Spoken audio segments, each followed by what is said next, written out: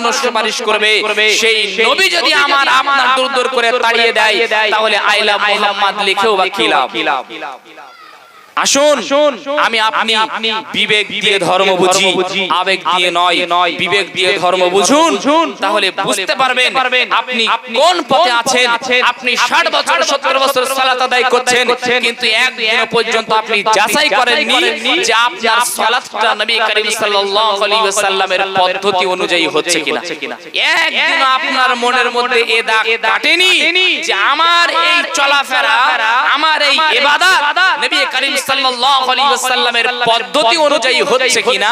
কোনদিন আপনার মনের মধ্যে এ দাগ কাটেনি, তাহলে আপনি কিসের ইত্তেবা, কিসের অনুসরণ আপনি করেন?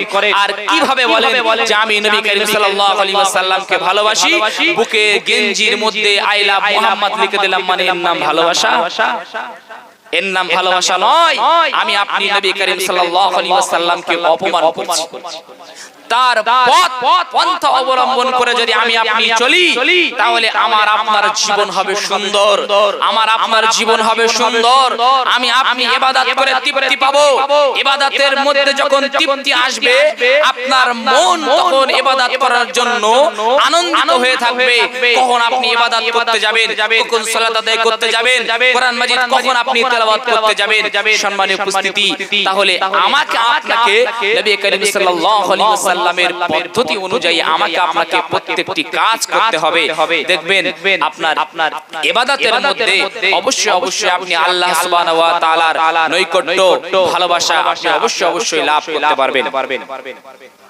শুধু তাই নয়, নবী করিম সাল্লাল্লাহু আলাইহি ওয়াসাল্লাম যে দিন ইসলাম আমাকে আপনাকে আল্লাহ সুবহানাহু ওয়া তাআলা দান করেছেন, সেই দিন ইসলামের মধ্যে নবী করিম সাল্লাল্লাহু আলাইহি ওয়াসাল্লামের একটা ব্যক্তিগত নিজস্ব মতামত পর্যন্ত আল্লাহ সুবহানাহু ওয়া তাআলা গ্রান্টেড করেননি।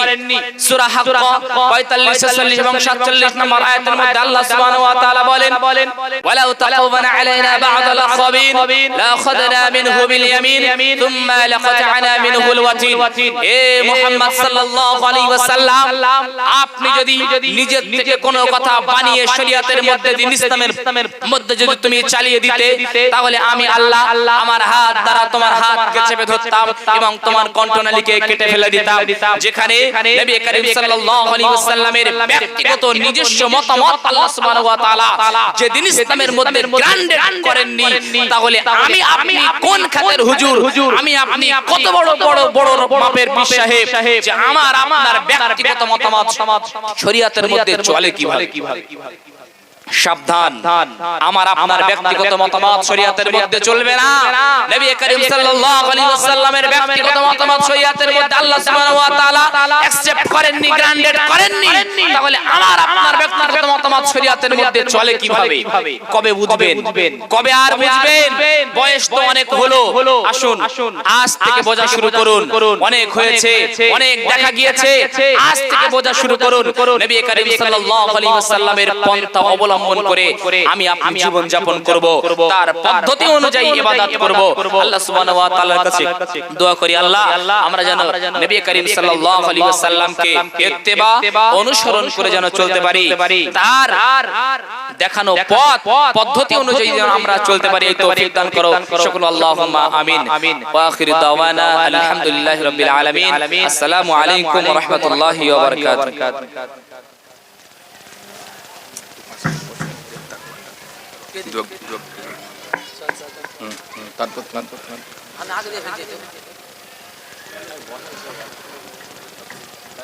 আলহামদুলিল্লাহ, আমরা কোরআন এবং সুন্নাহ থেকে খুব সুন্দর আলোচনা শ্রবণ করছিলাম। তো আমি পরবর্তী আলোচক ওঠার আগে আমি এই পাড়ার সাথে এই গ্রামের ভাই ও বাপজিদের বলবো যে আপনারা যেখানে আসেন বা মাইকের আওয়াজ শুনতে পাচ্ছেন বা বাড়িতে আসেন, সময়কে অপচয় না করে খুব সুন্দর জায়গা করা হয়েছে স্টেজের সামনে। এখানে আসুন, আপনারা বসে পড়ুন। মা ও বোনদের বলবো যে আপনাদের জন্য আলহামদুলিল্লাহ প্রজেক্টের মাধ্যমে আপনাদের আজকের এই প্রোগ্রাম দেখানো হবে বা হচ্ছে।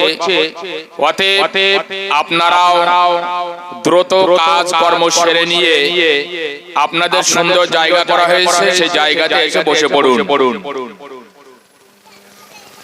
এ পর্যায়ে এখন আপনাদের সম্মুখে কোরআন এবং হাদিস থেকে আলোচনা করতে আসছেন মাদ্রাসা সালাফিয়া ঘোড়ারাশারী ছাত্র সোহেল শাহাজি।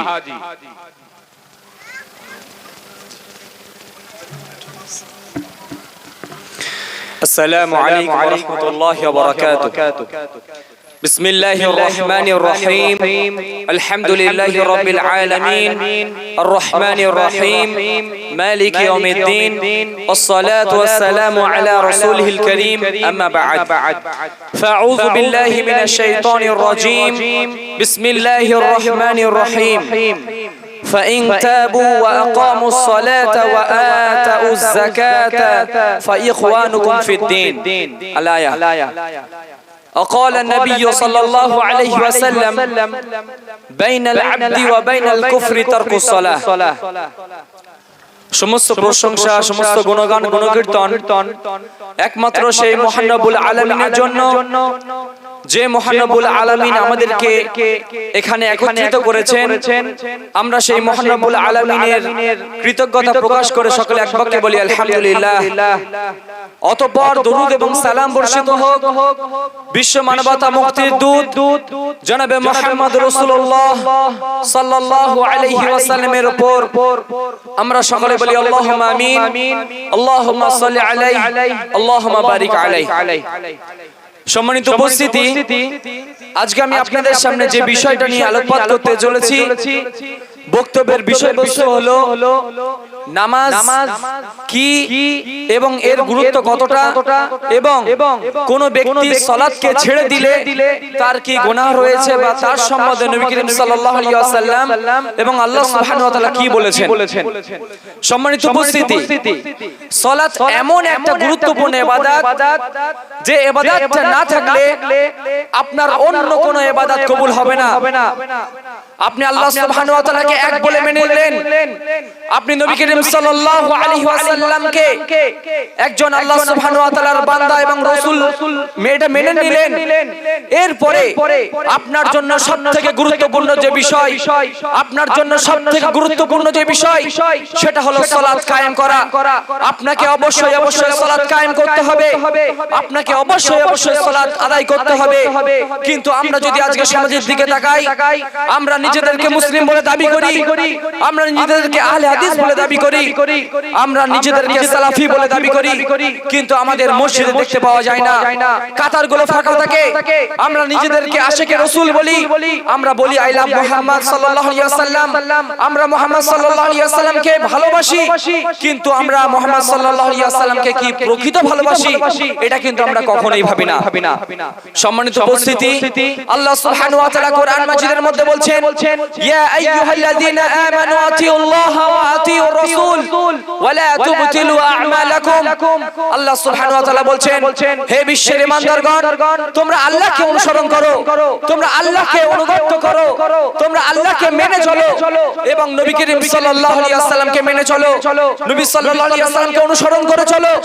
তাহলে আল্লাহকে যেমন ভাবে অনুসরণ করতে হবে, নবী করিম সাল্লাল্লাহু আলাইহি ওয়াসাল্লামকে একই ভাবে অনুসরণ করতে হবে। আল্লাহ সুবহানাহু ওয়া তাআলা যত কথাবার্তা রয়েছে, তারা যে সমস্ত আদেশগুলো রয়েছে, তারা যে সমস্ত নিষেধগুলো রয়েছে, সেগুলো অবশ্যই মানতে হবে। এছাড়াও নবী করিম সাল্লাল্লাহু আলাইহি ওয়াসাল্লাম তিনিও যে সমস্ত আদেশগুলো দিয়েছেন, তিনিও যে সমস্ত নিষেধগুলো করেছেন, সেগুলোকেও আমাদেরকে একইভাবে মানতে হবে। যদি আমরা আল্লাহ এবং আল্লাহর রাসূল সাল্লাল্লাহু আলাইহি ওয়াসাল্লামকে সঠিকভাবে অনুসরণ করতে পারি, এবং তখন যদি বলি আই লাভ মুহাম্মদ, তখন এই কথাটা সঠিক হবে। যখন আমরা আল্লাহ এবং আল্লাহর রাসূলকে সঠিকভাবে মেনে চলবো, তখন আই লাভ মুহাম্মদ সাল্লাল্লাহু আলাইহি ওয়াসাল্লাম এর যে কথা, আমি মুহাম্মদ সাল্লাল্লাহু আলাইহি ওয়াসাল্লামকে মেনে চলি, এই কথাটা তখন সঠিক হবে। কিন্তু আমাদের মসজিদে পাওয়া যায় না, পাঁচ ওয়াক্ত সালাতের সময় আমাদেরকে পাওয়া যায় না। আমাদের রমজান মাসের 30টা সিয়ামের সময় আমাদেরকে পাওয়া যায় না। আমরা হজ ফরজ হয়ে গিয়েছে, হজের সময় পাওয়া যায় না, যাকাত দেওয়ার সময় পাওয়া যায় না, কিন্তু রাস্তায় যখন কোনো মিছিল হয় তখন আমাদেরকে অবশ্যই পাওয়া যায়। যখন শবে বরাতের জন্য মসজিদে সালাত আদায় করতে যেতে হয় তখন সবাইকে পাওয়া যায়, কিন্তু 5 ওয়াক্ত ফরজ সালাতের জন্য আমাদেরকে কোথাও পাওয়া যায় না। তাহলে এর নাম কি আল্লাহ এবং আল্লাহর রাসূলকে ভালোবাসা? এর নাম কি আল্লাহ এবং আল্লাহর রাসূলকে অনুগত করা? এর নাম কি আল্লাহ এবং আল্লাহর রাসূলকে মেনে চলা? জি না, এটা কিন্তু কখনোই নয়। আল্লাহ এবং আল্লাহর রাসূলকে মেনে চলা মানে হলো আল্লাহ সুবহানাহু ওয়া তাআলা যে আদেশ নিষেধ করেছেন এবং নবী সাল্লাল্লাহু আলাইহি ওয়াসাল্লাম যে সমস্ত আদেশ নিষেধ করেছেন সেগুলোকে মেনে চলা। সম্মানিত উপস্থিতি, আল্লাহ সুবহানাহু ওয়া তাআলা সূরা হাশর 7 নম্বর আয়াতের মধ্যে বলছেন, ওয়া মা আতাকুমুর রাসূলু ফাখুযুহু ওয়া মা নাহাকুম আনহু ফান্তাহু ওয়াত্তাকুল্লাহ ইন্নাল্লাহা শাদীদুল ইকাব। এখানে আল্লাহ সুবহানাহু ওয়া তাআলা বলছেন যে রাসূলুল্লাহ সাল্লাল্লাহু আলাইহি ওয়াসাল্লাম তোমাদেরকে যেটা দিয়েছেন, অর্থাৎ তোমাদেরকে যেটা আদেশ দিয়েছেন তোমরা সেটাকে আঁকড়ে ধরো, তোমরা সেটাকে গ্রহণ করো। এবং এরপরে বলছেন যে এবং রাসূলুল্লাহ সাল্লাল্লাহু আলাইহি ওয়াসাল্লাম তোমাদেরকে যেটা থেকে নিষেধ করেছেন সেটা থেকে তোমরা দূরে থাকো, বিরত থাকো। ওয়াত্তাকুল্লাহ, আল্লাহকে ভয় করো। ইন্নাল্লাহা শাদীদুল ইকাব, নিশ্চয়ই আল্লাহ সুবহানাহু ওয়া তাআলা হলেন কঠিন শাস্তিদাতা। তাহলে আমরা আল্লাহর রাসূলকে মেনে চলছি না। আল্লাহর রাসূল সাল্লাল্লাহু আলাইহি ওয়াসাল্লাম কি কখনো বলেছেন তোমরা মসজিদে এসো না? সব সময় বলেছে মসজিদে এসো, 5 ওয়াক্ত সালাতে মসজিদে এসো, জামাতের সঙ্গে সালাত আদায় করো। তাহলে আল্লাহর রাসূল যেখানে বলেছেন জামাতের সঙ্গে সালাত আদায় করো, আমরা আদায় করছি না। আল্লাহর রাসূল সাল্লাল্লাহু আলাইহি ওয়াসাল্লাম বলছেন তোমরা সালাতকে ছেড়ো না, আমরা সালাতকে ছেড়ে দিচ্ছি। তাহলে আই লাভ মুহাম্মদ সাল্লাল্লাহু আলাইহি ওয়াসাল্লামের মানে কি হলো? আমরা আল্লাহ এবং আল্লাহর রাসূলকে মেনে চলছি না। এখানে আল্লাহ সুবহানাহু ওয়া তাআলা আদেশ দিলেন তোমরা আল্লাহর রাসূলের কথাকে, আদেশকে মেনে চলো এবং তাদের নিষেধ থেকে তোমরা দূরে থাকো। যেটা থেকে দূরে থাকতে বলেছেন আমাদের সেটা থেকে দূরে থাকতে হবে। ওয়াত্তাকুল্লাহ, আল্লাহকে ভয় করো। ইন্নাল্লাহা শাদীদুল ইকাব, নিশ্চয়ই আল্লাহ সুবহানাহু ওয়া তাআলা হলেন কঠিন শাস্তিদাতা। তাহলে আমরা আল্লাহর কথাকে মেনে না চললে, রাসূলের কথাকে মেনে না চললে আল্লাহর যে কঠিন শাস্তি রয়েছে, যে জাহান্নাম তিনি প্রস্তুত করে রেখেছেন, সেই জাহান্নামের মধ্যে আমাদেরকে অবশ্যই অবশ্যই যেতে হবে। সুতরাং আমাদেরকে অবশ্যই অবশ্যই আল্লাহ এবং আল্লাহর রাসূল সাল্লাল্লাহু আলাইহি ওয়াসাল্লামকে একই ভাবে কিন্তু মেনে নিতে হবে এবং একই ভাবে মেনে চলতে হবে। তার আদেশ নিষেধকে অবশ্যই অবশ্যই কিন্তু মেনে চলতে হবে। এখানে আরেকটা কথা বলে দিই, সেটা হলো আমরা অনেকে এটা বিশ্বাস করি যে আল্লাহর আদেশকে মেনে চলতে হবে, আল্লাহর নিষেধকে মেনে চলতে হবে, কিন্তু এই বিষয়টা অনেকে বিশ্বাস করেন না যে রাসূলুল্লাহ সাল্লাল্লাহু আলাইহি ওয়াসাল্লামের আদেশকেও মেনে চলতে হবে, তার নিষেধ থেকে দূরে থাকতে হবে। এটা অনেক মানুষ বিশ্বাস করেন না। অনেক মানুষের দাবি হলো শুধুমাত্র কোরআন মানতে হবে, হাদিস মানতে হবে না। কিন্তু যে সমস্ত ব্যক্তিরা বলবে শুধুমাত্র কোরআন মানতে হবে, হাদিস মানতে হবে না, যাদের কথা হলো আল্লাহ যেটাকে হারাম করেছেন সেটাই শুধু হারাম, আল্লাহ যেটাকে হালাল করেছেন সেটাই শুধু হালাল, রাসূলুল্লাহ সাল্লাল্লাহু আলাইহি ওয়াসাল্লাম যেটাকে হারাম করেছেন সেটা হারাম নয়, এটা যাদের দাবি, সম্মানিত উপস্থিতি, এই দাবি যারা করছে, অর্থাৎ যারা আহলে কোরআন শুধু বলছে আমরা কোরআন মানে হাদিস মানি না, তারা আহলে সুন্নাহ ওয়াল জামাত, অর্থাৎ আমাদের কাছে যারা আহলে সুন্নাহ ওয়াল জামাতের মানহাজের অন্তর্ভুক্ত তাদের সকলের কাছে তারা তাদের যে একমত, তারা এই বিষয়ে একমত যে তারা হলো কাফের। যারা শুধুমাত্র বলবে যে আমরা কোরআন মানে হাদিস মানি না, তারা ইত্তেফাক ভাবে কাফের, ইজমাআন ভাবে ঐক্যমত এই বিষয়ে আহলে সুন্নাহ ওয়াল জামাতের উলামায়ে কেরামের যে তারা কাফের। সুতরাং আল্লাহ তাআলা যেটাকে হালাল বলেছেন, হারাম বলেছেন সেটা যেন আমরা মেনে নিচ্ছি, রাসূলুল্লাহ সাল্লাল্লাহু আলাইহি ওয়াসাল্লাম যেটাকে হারাম করেছেন সেটাও হারাম, যেটাকে হালাল করেছেন বা যেটা বলেছেন ফরজ করেছেন সেটাও ফরজ। সম্মানিত উপস্থিতি, আমার যে মূল বক্তব্য সেটা হলো সালাত। সালাত খুবই দামি একটা ইবাদত। দেখেন সিয়াম এমন একটা ইবাদত যেটা শুধুমাত্র রমজান মাসের সঙ্গে খাস। আপনি রমজান মাসে 30টা সিয়াম পালন করবেন, এটা হলো ফরজ সিয়াম, 29 বা 30টা। আপনি হজ পালন করবেন, হজ ফরজ, সেটা একটা সময়, নির্দিষ্ট সময়। আপনি যাকাত দেবেন বছরে একটা হিসাব করে যে কোনো একটা সময়। কিন্তু সালাত এমন একটা গুরুত্বপূর্ণ ইবাদত এবং এমন একটা ইবাদত যেটা আপনি প্রত্যেক দিন 5টা টাইমে অবশ্যই আপনাকে আদায় করতে হবে।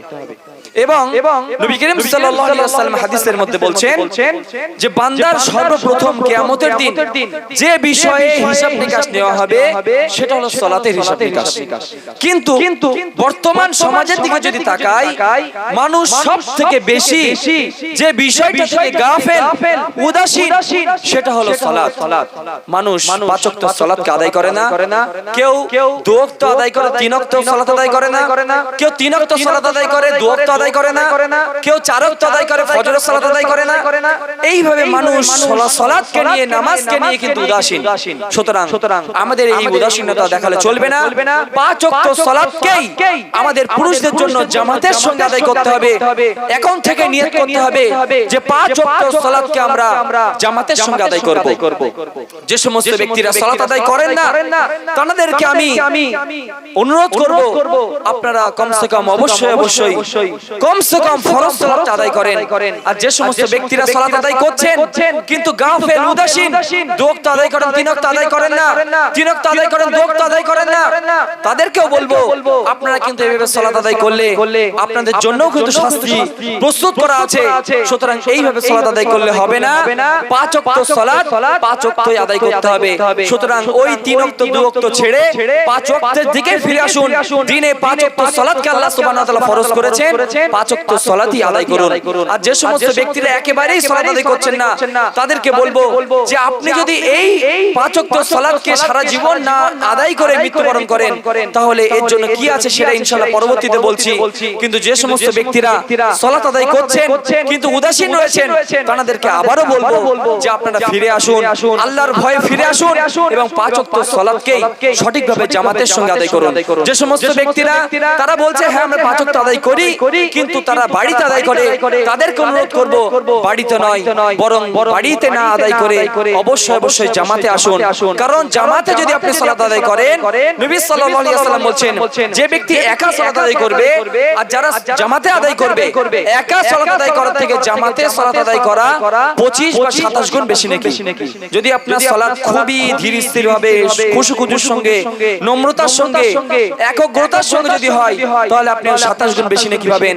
আর যদি আপনার সালাতের মধ্যে জামাতের সঙ্গে আপনি সালাত আদায় করলেন যদি কোনো খামতি থাকে তাহলে আপনি 27 থেকে 25 গুণ যেটা আছে ওই 25 গুণ নেকিটা পাবেন।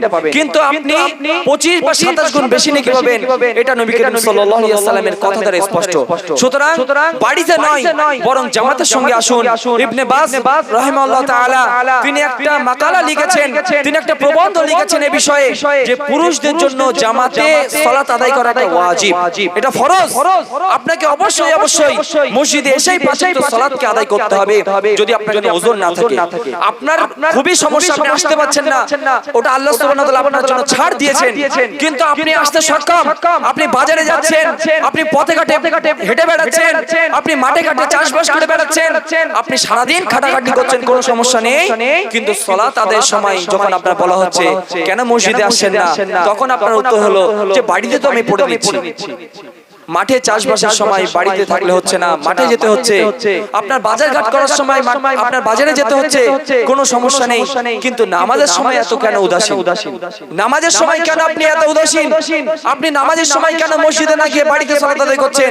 সুতরাং আল্লাহ সুবহানাহু ওয়া তাআলা আপনার যে বিবেক দিয়েছেন, আপনার অন্তর দিয়েছেন, আপনার বিবেক দিয়ে একবার ভাবুন যে এই কাজটা আপনি সঠিক করছেন কিনা। সম্মানিত উপস্থিতি, আপনি যদি সঠিকভাবে ভাবেন অবশ্যই এই উত্তরটাই পাবেন যে এই কাজ আমার সঠিক হচ্ছে না। সুতরাং যারা বাড়িতে সালাত আদায় করছেন অবশ্যই মসজিদে আসেন, মসজিদে এসে পাঁচ ওয়াক্ত ফরজ সালাত কমসে কম আদায় করেন এবং সুন্নাত বাড়িতে আদায় করেন। পাঁচ ওয়াক্ত ফরজ সালাত মসজিদে আদায় করা এবং সুন্নাত সালাত বাড়িতে আদায় করা এটাই হলো উত্তম। সুতরাং এই আমলটা কিন্তু আমাদেরকে করতে হবে। সম্মানিত উপস্থিতি, আল্লাহ সুবহানাহু ওয়া তাআলা সূরা বাকারা আয়াত নম্বর 43 এর মধ্যে বলছেন ওয়া আকিমুস সালাহ, তোমরা সালাতকে প্রতিষ্ঠা করো, ওয়া আতুজ যাকাত, তোমরা যাকাত দাও, ওয়ারকাউ মা'আর রাকিঈন, এবং তোমরা রুকুকারীদের সঙ্গে রুকু করো। তাহলে এখানে আল্লাহ সুবহানাহু ওয়া তাআলা আমাদের জন্য আদেশ দিলেন যে তোমরা সালাতকে প্রতিষ্ঠা করো। আল্লাহ সুবহানাহু ওয়া তাআলা এই সালাত প্রতিষ্ঠার কথা এক জায়গায় নয়, দুই জায়গায় নয়, কোরআন মাজিদের 82 জায়গায় এনেছেন এবং আল্লাহ সুবহানাহু ওয়া তাআলা আদেশ দিয়েছেন। আর উসুল ফিকহের একটা উসুল হলো আল আমরু ইয়াদুল্লু আলাল উজুব, অর্থাৎ যেটা আল্লাহ সুবহানাহু ওয়া তাআলা এবং নবী সাল্লাল্লাহু আলাইহি ওয়াসাল্লামের আদেশ সেটা সাধারণভাবে ওয়াজিব বা ফরজের হুকুম দেয়। সুতরাং 5 ওয়াক্ত ফরজ সালাতকে আপনাকে অবশ্যই আদায় করতে হবে, এক ওয়াক্ত ছাড়লে হবে না। এরপর আল্লাহ সুবহানাহু ওয়া তাআলা কি বললেন? তোমরা যাকাত দাও, যাকাত প্রদান করো। এরপর আল্লাহ কি বললেন? ওয়ারকাউ মা'আর রাকিঈন, এবং তোমরা রুকুকারীদের সঙ্গে রুকু করো। অর্থাৎ একজন ভাই রুকু করছে, আপনিও তার সঙ্গে রুকু করছেন, অর্থাৎ রুকুকারীর সঙ্গে যখন আপনি রুকু করবেন তখন সেটা অটোমেটিক কিন্তু জামাত হয়ে যাবে। সুতরাং আপনাকে রুকুকারীর সঙ্গে রুকু করতে হবে, অর্থাৎ জামাতের সঙ্গে কিন্তু আপনাকে সালাতটা আদায় করতে হবে। সম্মানিত উপস্থিতি, আল্লাহ সুবহানাহু ওয়া তাআলা কোরআন মাজিদের 10 নম্বর পারার 9 নম্বর সূরা, সূরা নাম সূরা তাওবা, আয়াত নম্বর 11 এর মধ্যে আল্লাহ সুবহানাহু ওয়া তাআলা বলছেন ফা ইন তাবু, এখন তারা যদি তওবা করে ওয়া আকামুস সালাহ, এবং তারা যদি সালাত প্রতিষ্ঠা করে, সালাত আদায় করে, ওয়া আতাউজ যাকাত, এবং যাকাত দেয়, যাকাত প্রদান করে, ফা ইখওয়ানুকুম ফিদ্দিন, তবেই হলো, তবে তারা তোমাদের দ্বীনি ভাই। তাহলে এখানে আল্লাহ সুবহানাহু ওয়া তাআলা কি বললেন? আল্লাহ তাআলা বললেন যে যারা শিরক করছে, যারা কুফরির মধ্যে আছে, তারা শিরক এবং কুফরি থেকে যারা তওবা করে ফিরে আসলো, তওবা করে ফিরে আসার পর যারা সালাত আদায় করলো, যাকাত দিল, তারাই হলো তোমাদের দ্বীনি ভাই। দ্বীনি ভাই কারা? আল মুসলিম ওয়া আখুল মুসলিম, এক মুসলিম অপর মুসলিমের ভাই। তাহলে আমি আপনি মুসলিম যদি হই তাহলে আমি আপনি দ্বীনি ভাই। কিন্তু আল্লাহ সুবহানাহু ওয়া তাআলা কি বললেন? তওবা করলো, এরপর সালাত আদায় করলো, যাকাত দিল, তাহলেই তারা তোমাদের দ্বীনি ভাই। সলাল উসাইমিন রাহিমাহুল্লাহ তাআলা এই যুগের একজন বড় উসুলবিদ এবং এই যুগের বড় বড় যত আলেম ওলামায়ে কেরাম তিনজন ছিলেন। একটা হলো আল্লামা নাসিরউদ্দিন আলবানী রাহিমাহুল্লাহ তাআলা, দ্বিতীয় জন হলো ইবনে বাস রাহিমাহুল্লাহ তাআলা, এবং তৃতীয় জন হলো ইবনে উসাইমিন রাহিমাহুল্লাহ তাআলা। ইবনে উসাইমিন রাহিমাহুল্লাহ তাআলা তিনি বলছেন যে কোন ব্যক্তি তওবা করে ফিরে আসলো কিন্তু সালাত আদায় করলো না, সালাত আদায় করলো, যাকাত দিল না, তাহলে তারা তোমাদের দ্বীনি ভাই নয়। তাহলে আপনি তওবা করে ফিরে আসলেন কিন্তু সালাত আদায় করছেন না, তাহলে এই আয়াত অনুযায়ী কি হচ্ছে? আপনি কিন্তু দ্বীনি ভাই হচ্ছেন না, আপনি কিন্তু মুসলিম থাকছেন না। এই আয়াত অনুযায়ী সলাল উসাইমিন রাহিমাহুল্লাহ তাআলা তিনি এই ব্যাখ্যাটা দিয়েছেন। সম্মানিত উপস্থিতি, তাহলে আমরা নিজেদেরকে মুসলিম দাবি করছি, আমরা নিজেদেরকে বলি আমরা ঈমানদার মুসলিম, কিন্তু আমরা কিন্তু সালাত আদায় করি না। কিন্তু এটা কোরআন এবং হাদিসের সম্পূর্ণ বিপরীত। সুতরাং আমাদেরকে অবশ্যই সালাতের দিকে ফিরে আসতে হবে। আমরা নিজেদেরকে মুসলিম বলে দাবি করছি, আলহামদুলিল্লাহ, ভালো কাজ, ভালো কথা, কিন্তু অবশ্যই আমাদেরকে সালাতের দিকে ফিরে আসতে হবে। সালাত যদি আদায় না করি, আল্লাহ সুবহানাহু ওয়া তাআলার এই আয়াতের মাধ্যমে আমরা বুঝতে পারছি যে আমরা কিন্তু নিজেদেরকে দ্বীনি ভাই বলে পরিচয় দিতে পারবো না। আমি কিছু হাদিস বলে আমার বক্তব্য শেষ করব। সেটা হলো নবী সাল্লাল্লাহু আলাইহি ওয়াসাল্লাম সালাতের ব্যাপারে বা সালাত পরিত্যাগের ব্যাপারে কি বলেছেন এ সম্বন্ধে দুই একটা হাদিস বলে ইনশাআল্লাহ আমি বক্তব্য শেষ করব। প্রথম যে হাদিসটা জামিয়া তিরমিজির মধ্যে এসেছে, হাদিস নম্বর 2622, নবী করিম সাল্লাল্লাহু আলাইহি ওয়াসাল্লাম বলছেন যে বাইনাল আবদি ওয়া বাইনাল কুফরি তারকুস সালাহ। এটা সুনান ইবনে মাজার মধ্যে এসেছে 1078 নম্বর হাদিস। নবী করিম সাল্লাল্লাহু আলাইহি ওয়াসাল্লাম বলছেন বাইনাল আবদি ওয়া বাইনাল কুফরি তারকুস সালাহ। একজন আল্লাহ সুবহানাহু ওয়া তাআলার বান্দা এবং একজন কাফের, অর্থাৎ আল্লাহর বান্দা এবং কুফরি, অর্থাৎ যে ব্যক্তি দাবি করবে যে আমি একজন আল্লাহর বান্দা, অর্থাৎ একজন মুসলিম এবং একজন কাফের, এই দুজনের মধ্যে পার্থক্য হলো সালাত ত্যাগ করা। তাহলে এই হাদিস দ্বারা আমরা স্পষ্ট বুঝতে পারছি একজন মুসলিম যে নিজেকে মুসলিম বলে দাবি করবে তার মধ্যে অবশ্যই সালাত থাকবে। সালাত যদি না থাকে, এই হাদিস দ্বারা বোঝা যাচ্ছে যে সালাত যদি না থাকে তাহলে আপনি কুফরির অন্তর্ভুক্ত হয়ে যাবেন, আপনি কুফরি কাজের অন্তর্ভুক্ত হয়ে যাবেন। সুতরাং একজন আল্লাহর বান্দা অর্থাৎ একজন মুসলিম এবং একজন কাফের, এই দুজনের মধ্যে পার্থক্য হলো সালাত পরিত্যাগ করা। এছাড়াও নবী করিম সাল্লাল্লাহু আলাইহি ওয়াসাল্লাম বলছেন আল আহদুল্লাযী বাইনানা ওয়া বাইনাকুমুস সালাহ ফামান তারাকাহা ফাকাদ কাফার। স্পষ্ট হাদিস। সুনান ইবনে মাজার হাদিস 1079 নম্বর হাদিস। নবী করিম সাল্লাল্লাহু আলাইহি ওয়াসাল্লাম বলছেন আমাদের এবং তাদের মধ্যে চুক্তি হলো সালাতের, সুতরাং যে ব্যক্তি সালাত ছেড়ে দিল সে ব্যক্তি কুফরি করলো। স্পষ্ট হাদিস, আমার কোনো কিছু নেই এর মধ্যে, আমার কোনো শব্দ বাড়ানো নেই। নবী সাল্লাল্লাহু আলাইহি ওয়াসাল্লাম স্পষ্ট ভাবে বলছেন যে আমাদের অর্থাৎ আমাদের মুসলিমদের এবং তাদের মুশরিক কাফেরদের মধ্যে চুক্তি হলো সালাতের। যারা সালাত আদায় করবে তারা মুসলিম, এবং যারা সালাতকে ছেড়ে দেবে তারা স্পষ্ট কুফরি কাজ করবে। স্পষ্ট হাদিস। এছাড়াও নবী করিম সাল্লাল্লাহু আলাইহি ওয়াসাল্লাম বলছেন লাইসা বাইনাল আবদি ওয়াশ শিরকি ইল্লা তারকুস সালাহ ফাইদা তারাকাহা ফাকাদ আশরাক। এখানে নবী সাল্লাল্লাহু আলাইহি ওয়াসাল্লাম বলছেন যে একজন মুমিন বান্দা এবং একজন শিরকারী বান্দা, অর্থাৎ একজন মুমিন বান্দা, একজন মুসলিম এবং একজন মুশরিক, এই দুইজনের মধ্যে পার্থক্য কি? এই দুইজনের মধ্যে পার্থক্য হলো সালাত ত্যাগ করা, সালাত পরিত্যাগ করা। যে ব্যক্তি সালাত আদায় করবে সেই ব্যক্তি মুসলিম, এবং যে ব্যক্তি সালাতকে ছেড়ে দেবে এই হাদিস অনুযায়ী সেই ব্যক্তি কি করলো? শিরক করলো।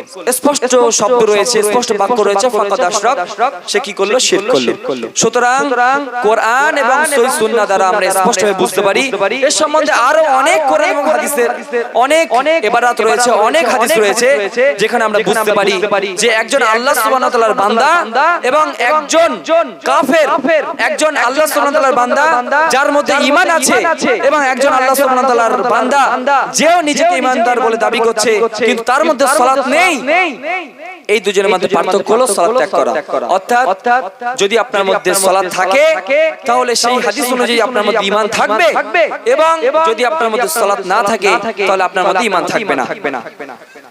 এই যুগের যত বড় বড় মুহাদ্দিসরা রয়েছে, যে ব্যক্তি সালাত ছেড়ে দেবে সেই ব্যক্তি মুসলিম থাকবে নাকি কাফের হবে, এই নিয়ে উলামায়ে কেরামগণ মুহাদ্দিসদের মধ্যে ইখতিলাফ রয়েছে। অনেকের মত হলো তারা স্পষ্ট কাফের হয়ে যাবে, আবার অনেকের মত হলো তারা কাফের হবে না, ফাসিক হবে।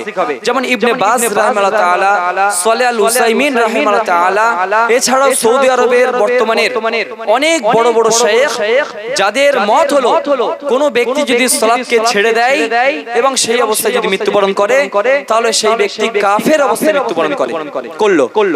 আরেকটা কঠিন ফতোয়া শুনে নেন শায়েখদের, সেটা হলো যদি কোনো ব্যক্তি এক ওয়াক্ত সালাতও যদি ছেড়ে দেয় তাহলেও সেই ব্যক্তি কাফের হয়ে যাবে। এটা শেখ ইবনে বাজ, সালেহ আল উসাইমিন রাহিমাহুল্লাহ তাআলাদের এটা বক্তব্য। সুতরাং সালাত কোনো জায়গায় ছাড়া যাবে না। আপনি শিয়ালদা যাচ্ছেন, আপনি সালাত আদায় করতে হবে আপনাকে। আপনি যেখানেই যান না কেন আপনাকে কিন্তু অবশ্যই সালাত আদায় করতে হবে। আল্লাহ সুবহানাহু ওয়া তাআলা এটা আমাদের জন্য ফরজ করেছেন। আসলে আমরা ফরজ জিনিসটা ভালো করে বুঝি না বলে আমরা ছেড়ে দিচ্ছি। পরিশেষে আমরা আল্লাহ সুবহানাহু ওয়া তাআলার কাছে এই দোয়া করি, হে আল্লাহ, আমরা যে সমস্ত কথাগুলো শুনলাম সেগুলোকে সঠিকভাবে যাচাই বাছাই করে আমরা যেন তোমারই পথে যেন চলতে পারি, সে তৌফিক তুমি আল্লাহ দান করো, বলেন আমিন। হে আল্লাহ, আমরা সারা জীবন যেন পাঁচ ওয়াক্ত সালাতকে জামাতবদ্ধভাবে আদায় করতে পারি, সে তৌফিক তুমি আল্লাহ দান করো, বলেন আমিন। হে আল্লাহ, আমরা সারা জীবন পাঁচ ওয়াক্ত সালাতকে জামাতবদ্ধভাবে আদায় করে ঈমানদার অবস্থায় যেন আমরা মৃত্যুবরণ করতে পারি, সে তৌফিক তুমি আল্লাহ দান করো, বলেন আমিন। হে আল্লাহ, আমরা সকলেই যেন জান্নাতের অধিবাসী হতে পারি, সে তৌফিক তুমি আল্লাহ দান করো, বলেন আমিন। এই বলে আমি আমার সংক্ষিপ্ত বক্তব্য এটি করছি। آخر دعوانا الحمد لله رب العالمين والسلام عليكم ورحمة الله وبركاته. ওয়ালাইকুম আসসালাম ওয়া রাহমাতুল্লাহি ওয়া বারাকাতুহু। আমরা আলোচনা শুনছিলাম সালাত সম্পর্কে, খুব গুরুত্বপূর্ণ আলোচনা। তো যাক, আমি আগে বলে রাখি যে আজকে যে সমস্ত আলোচকগণ এখানে উপস্থিত হয়েছে একটা বিষয়ের প্রতি আপনারা আলোচনা শুনবেন, আলহামদুলিল্লাহ। তো আপনারা যে কজন মানুষ আছেন একটু ধীর স্থির ভাবে বক্তার দিকে চেয়ে থাকবে। কেন, অন্য কোনো যদি প্রোগ্রাম হতো, এই দাওয়াতি প্রোগ্রাম বা জলসা জুলুস না হয়ে এটা যদি অন্য কোনো প্রোগ্রাম হতো তাহলে কিন্তু মানুষকে ডাকতে হতো না, কাউকে ডাকতে হতো না।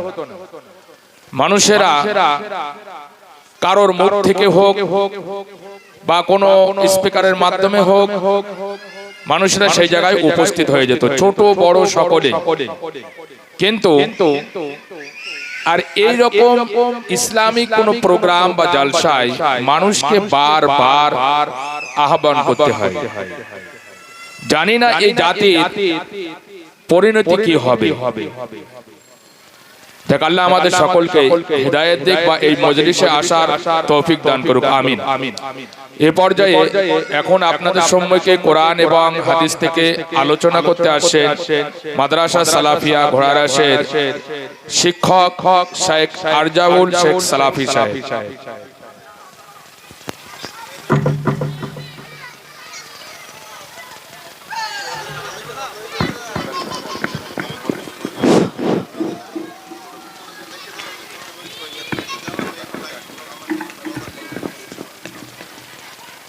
আসসালামু আলাইকুম ওয়া রাহমাতুল্লাহি ওয়া বারাকাতুহু।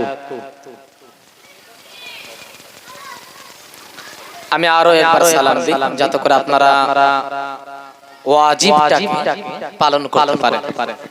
আসসালামু আলাইকুম ওয়া রাহমাতুল্লাহি ওয়া বারাকাতুহু।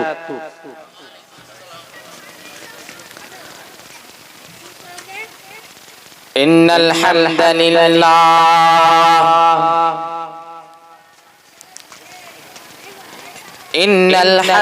لله نحمده ونستعينه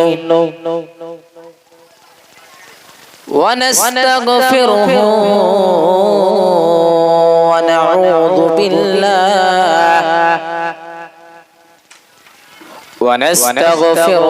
ونعوذ بالله من شرور أنفسنا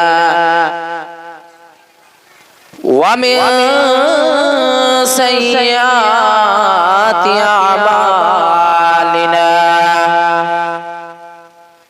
من يهده الله فلا مضل له ومن يضلل فلا هادي له وأشهد أن لا إله إلا الله وحده لا شريك له وأشهد أن محمدًا عبده ورسوله فأعوذ بالله من الشيطان الرجيم بسم الله الرحمن الرحيم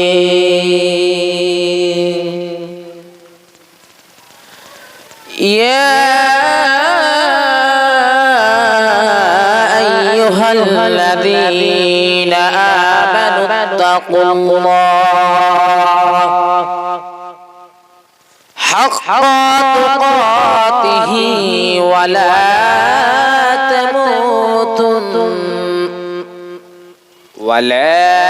تموتن إلا وأنتم مسلمون يا أيها الناس اتقوا ربكم الذي خلقكم من نفس واحدة وخلق منها زوجها وبث منهما رجالا كثيرا ونساء واتقوا الله الذي تساءلون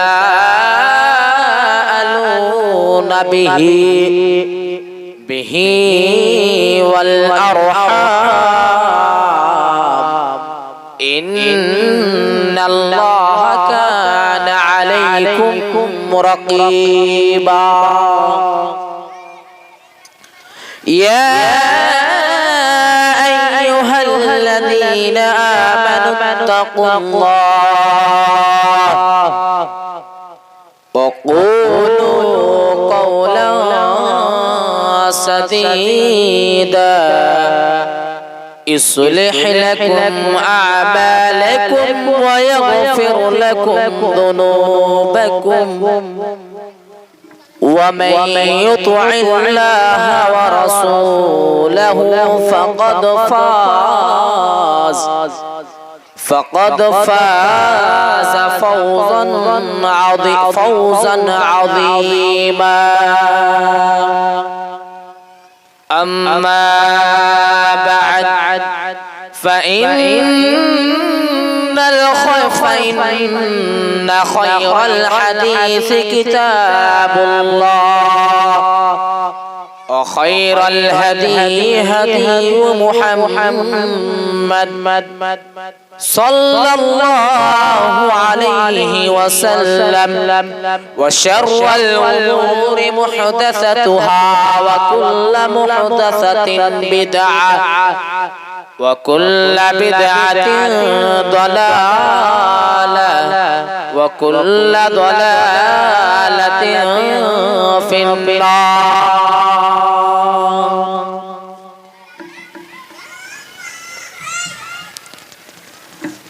যে মানুষ চুপি চুপি শোনে, যে মানুষ চুপি চুপি শোনে পরের কথা লুকিয়ে,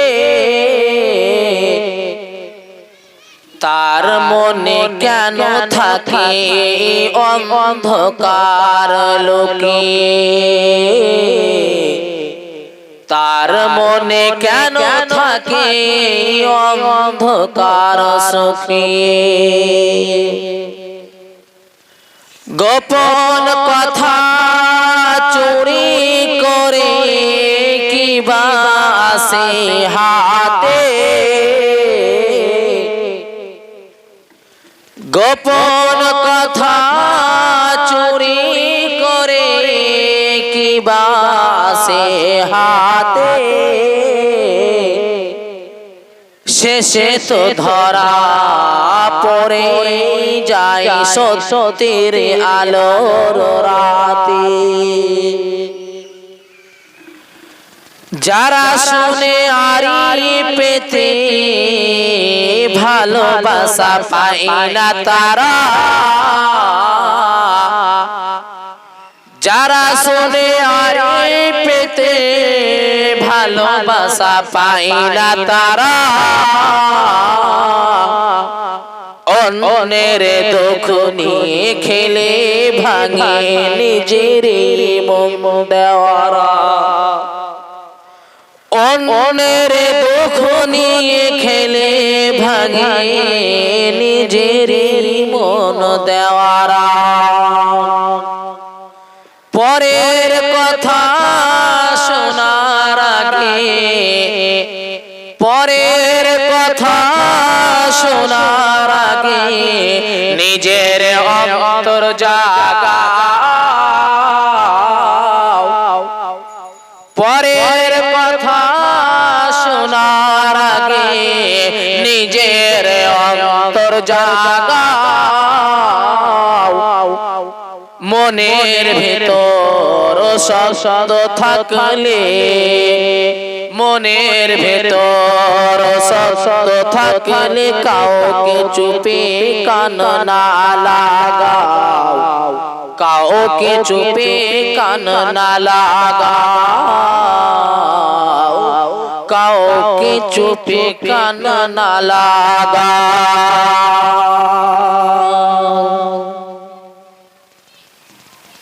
সম্মানীয় শ্রদ্ধেয় যোগ্যতম মাদ্রাসা সালাফিয়া ঘোড়ারাসের শিক্ষক সভাপতি সাহেব এবং আমার সামনে বসে থাকা কয়েকটি দিনদারি দিন পিপাসিত কোরআন ও হাদিসের জ্ঞান শিখার জন্য বসে থাকা সমতুল্য বাপজি ও ভাই জানেরা এবং পর্দার আড়ালে মা ও বোনেরা, আমি আপনাদের সম্মুখে যে বিষয়টি আলোপাত করতে চলেছি, যে বিষয়টি নিয়ে আলোপাত করব, সে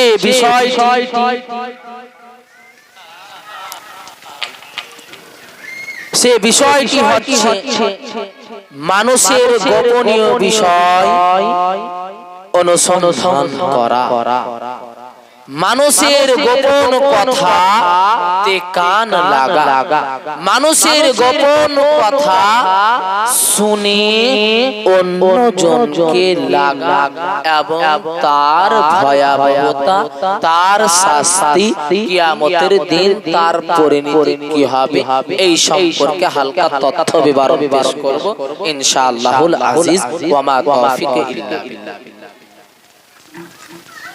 বক্তব্য শুরু করার আগে গ্রামবাসীদের জন্য কয়েকটি কথা। মানুষের বাড়িতে যখন কোনো মেহমান আসে আর সেই মেহমানের যদি সম্মান না থাকে, সম্মান না করে, ঠিক আল্লাহর নবী সেই মেহমানের প্রযুক্ত খাওয়ার সমান জিনিসকে চুরি করে নিতে বলেছে। ঠিক তেমনি ভাবে আজ আপনাদের কাছে আমরা দাওয়াত নিয়ে এসেছি, যদি আপনারা এই দাওয়াতে কান না দেন, তেমন ভাবে যদি আপনারা এই দাওয়াতে কান না দেন, তাহলে আপনাদেরকে আমরা ধ্বংস থেকে মুক্ত না করতে পেরে আপনারা নিজেই ধ্বংস হচ্ছেন। যেমন ভাবে ওই মেহমানকে নিজের মাল চুরি করতে দিলেন, ঠিক তেমনি ভাবে এই দাওয়াতি কথা, এই দাওয়াতি প্রোগ্রামের কোরআন ও হাদিস কে না শোনা মানে নিজেকে ধ্বংসের পথে ঠেলে। আর যেই সব বাপজিরা মা সমতুল্য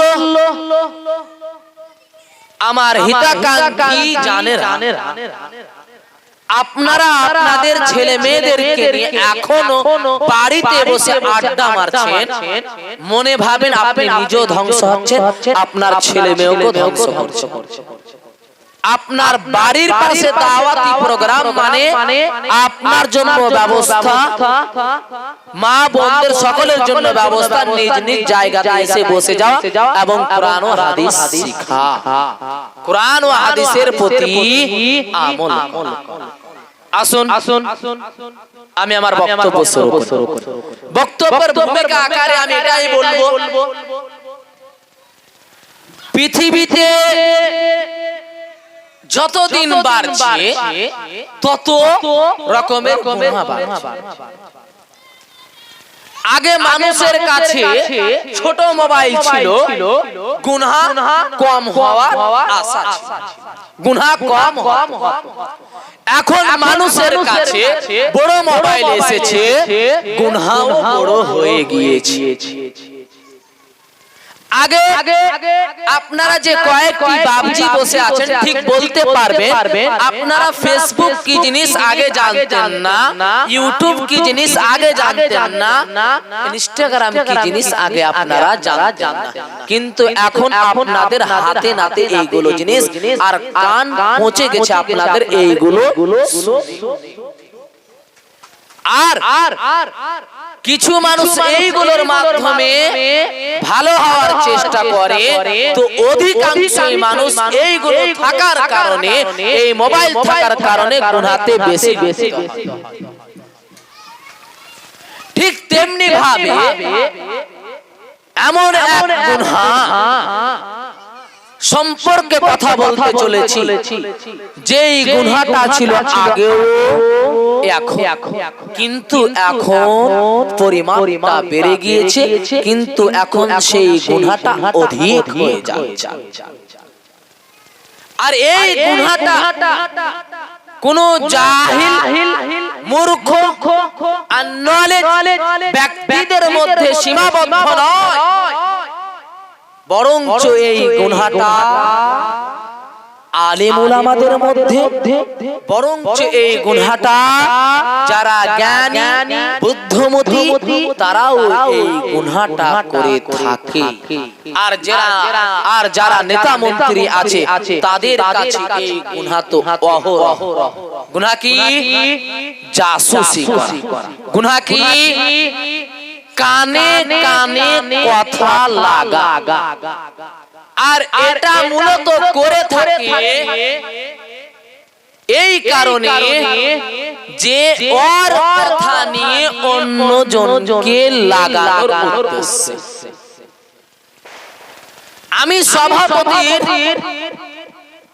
সাথে জাসুসি করব, তো মনে ভাবেন এখানে কোন একজন বিজ্ঞ মানুষ, বিজ্ঞ আলেম আব্দুল হামিদ ফাইজি সাহেব, তার ব্যাপারে আমি সভাপতিকে গিয়ে বলছি যে আব্দুল হামিদ ফাইজি মানুষটা খুব একটা ভালো, নিজ স্বার্থে চলে, নিজ স্বার্থে যেখানে সেখানে।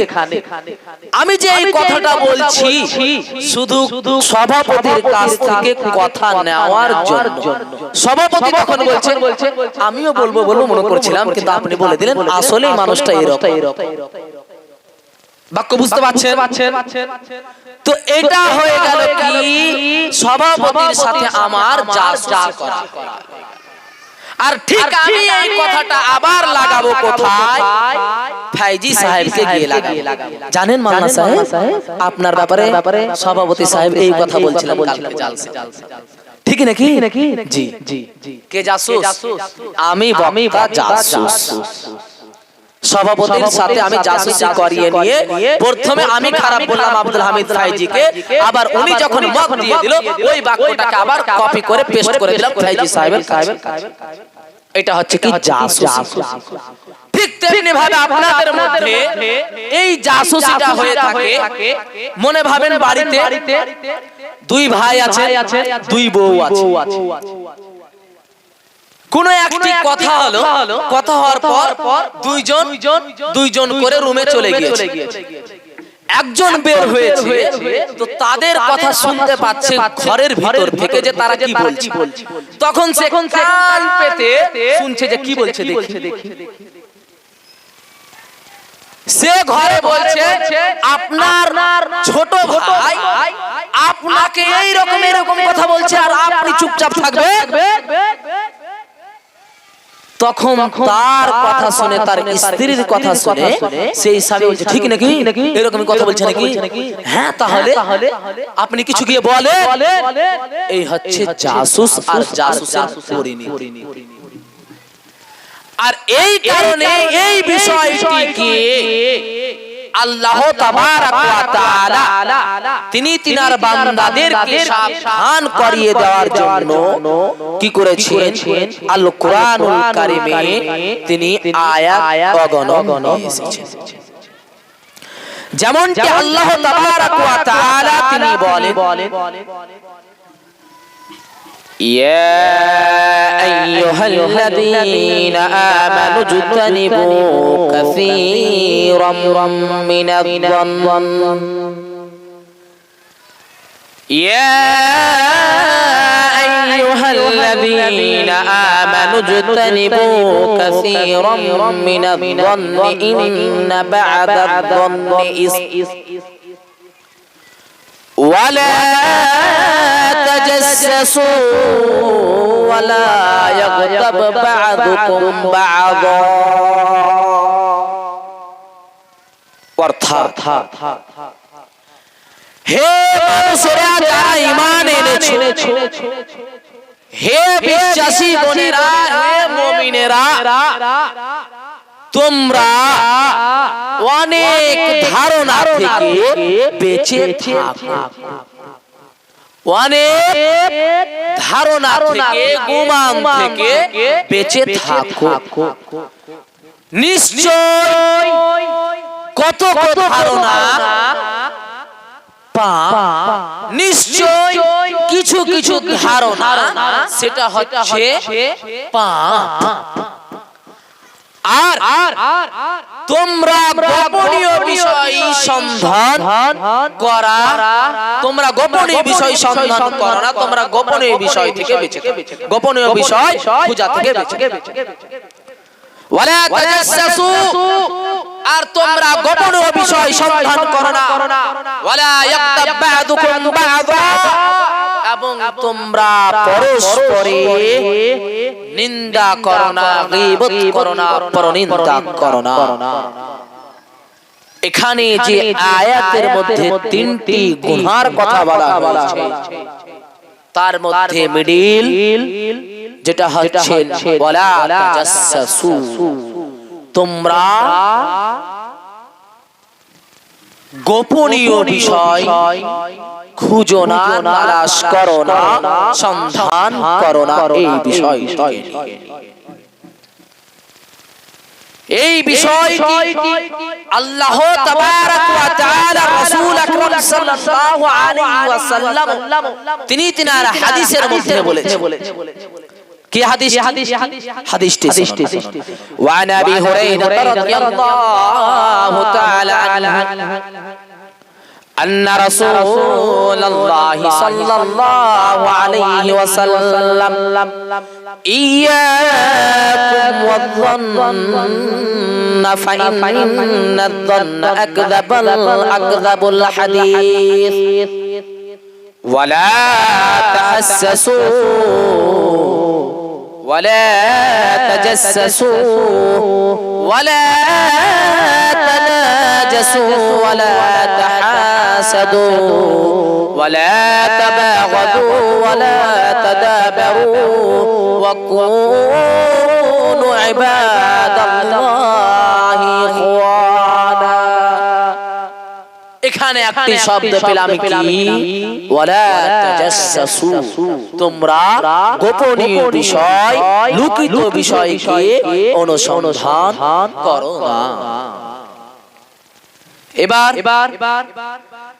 আমাদেরকে এই বিষয় থেকে আল্লাহ তাবারাক ওয়া তাআলা বাঁচতে বলেছেন। আর আমরা এই পৃথিবীতে চলার জন্য, কিছু মানুষের কাছে ভালো হওয়ার জন্য এই বিষয়টিকে আমরা জান, প্রাণ, আত্মা সব কিছু লাগিয়ে করি।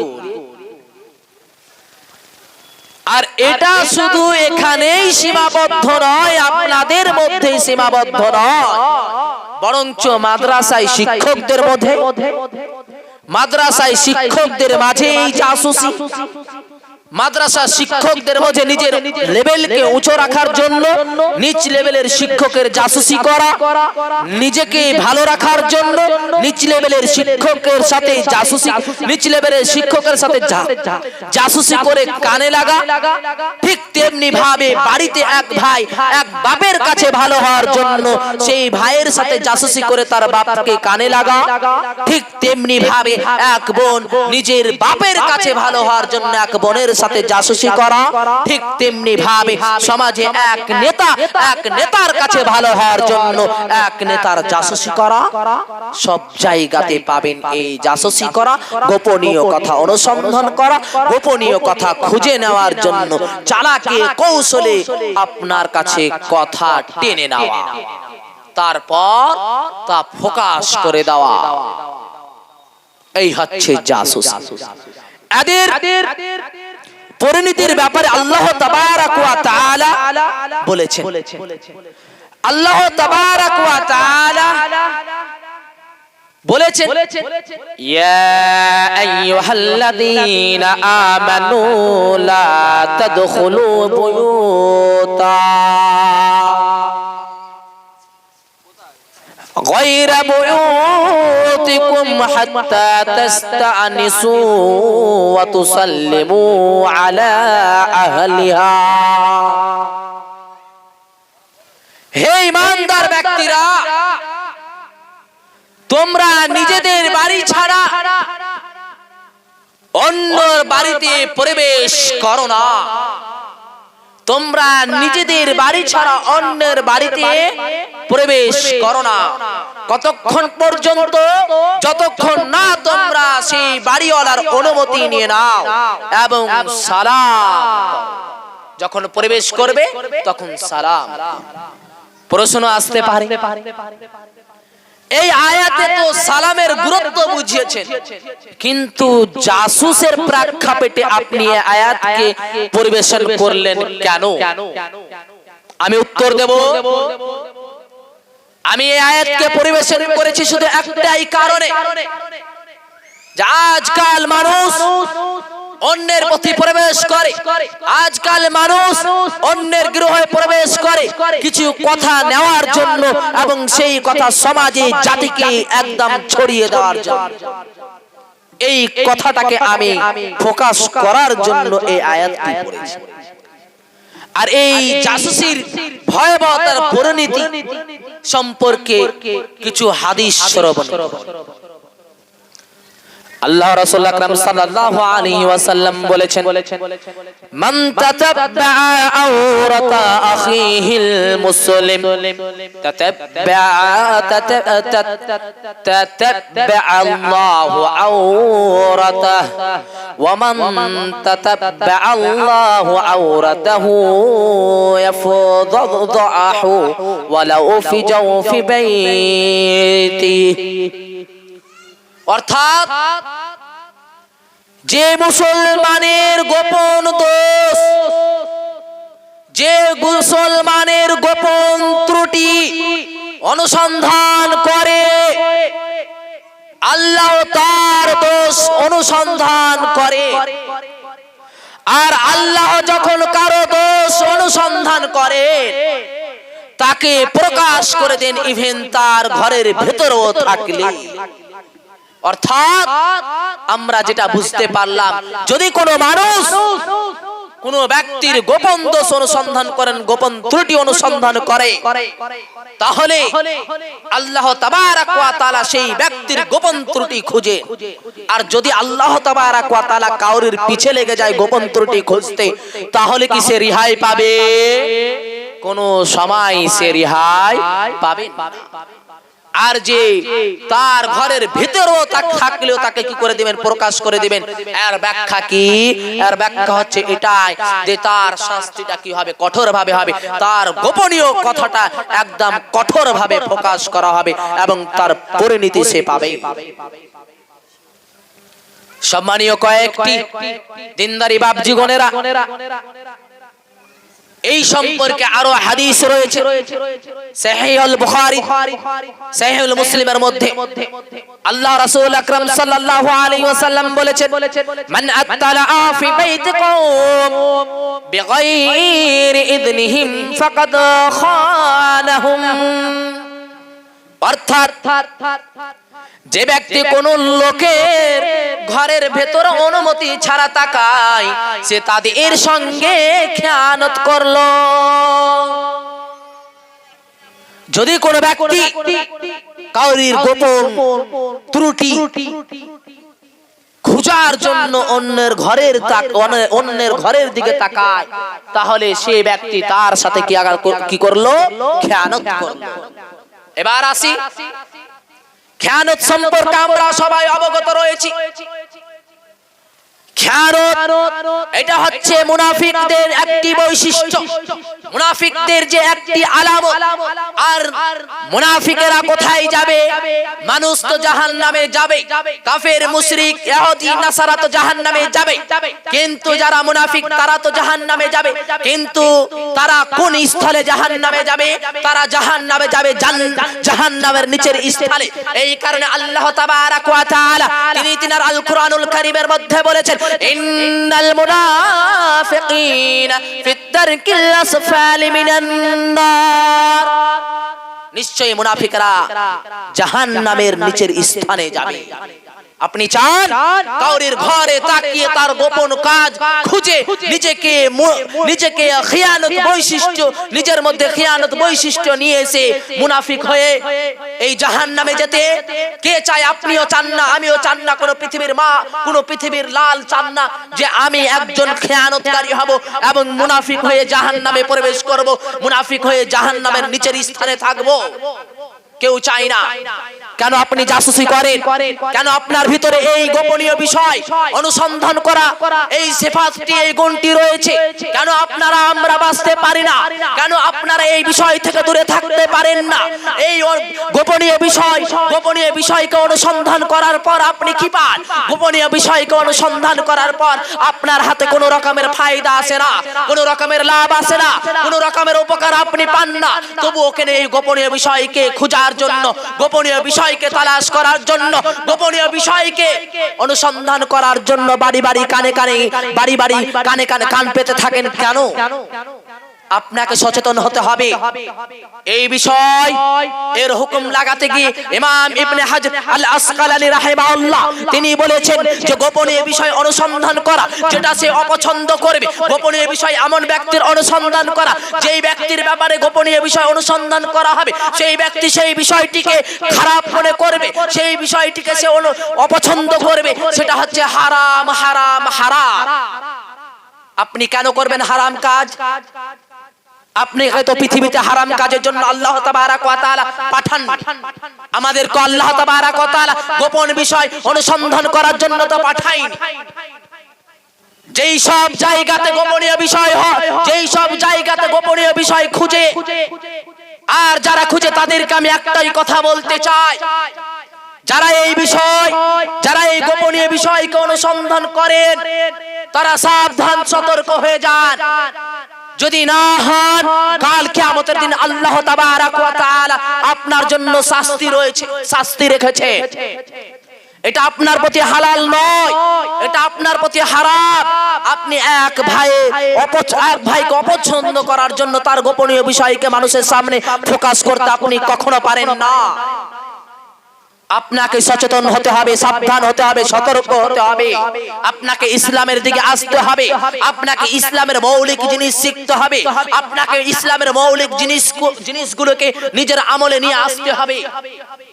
তাহলে আপনি প্রকৃত মুসলমান, প্রকৃত একজন মুমিন হতে পারবেন। যদি আপনার ভিতরে এই গুণ থাকে তাহলে আপনি কখনোই মুসলিম, কখনোই আপনি জান্নাতে যেতে পারবেন না। গোপনীয় বিষয় থেকে আপনাকে বেঁচে থাকতে হবে। আর যদি জান্নাতে যেতে পারেন আল্লাহু আলাম, আল্লাহই ভালো জানেন। কিন্তু মানুষের হুকুকুল্লাহ আর হুকুকুল ইবাদ যদি আল্লাহ তাবারাক ওয়া তাআলা হক নষ্ট করে থাকেন আল্লাহ maaf করে দিবেন। কিন্তু বান্দার হক যদি আপনি নষ্ট করে থাকেন, বান্দার হকের প্রতি যদি আপনি ছিনিমিনি খেলে থাকেন, বান্দার হকের প্রতি যদি আপনি হাল বেঁধে থাকেন, তাহলে কাল কিয়ামতের দিন যদি সেই বান্দা আপনার কাছে আল্লাহ তাবারাক ওয়া তাআলার কাছে জবাব চায়, তখন আপনি কি করবেন? ভেবে দেখুন, সচেতন হন, এখনো সাবধান হন। এই ব্যাপারে যারা গোপনীয় বিষয় তালাশ করে তাদের কৌশল খুব, তাদের ষড়যন্ত্র খুব একদম দুর্দান্ত।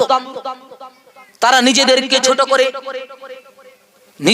ছোট করে কোনো কথা নিয়ে আবার কাউরির কাছে বড় হওয়ার জন্য সেই কথা প্রকাশ করে দেয়।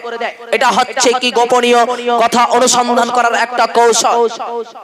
তার কারণে যারা এই গোপনীয় বিষয় অনুসন্ধান করবে, যারা বাড়ি ঘরে সালাম দিয়ে ঘুষবে, বাড়ি ঘরে সালাম দিয়ে প্রবেশ করবে না, গোপন ভাবে কান পাতবে, তাদের চোখকে একদম ফুটা করে দিবে।